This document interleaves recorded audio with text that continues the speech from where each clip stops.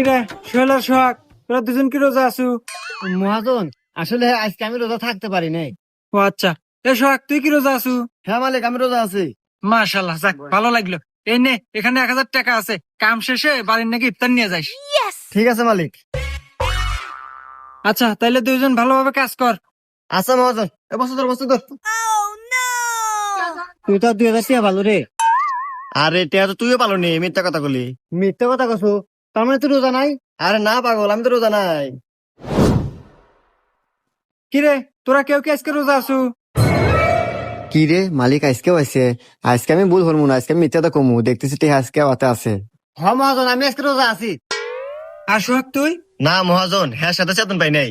ও আচ্ছা, তাইলে তুই এক কাজ কর, বাসায় যা দেখ তোর ভাবি বিরিয়ানি রান্না করছে, যা খাওয়া দাওয়া করে আয়গা। আচ্ছা মহাজন, আমি আরই যাইতেছি। ধর ধর ধর।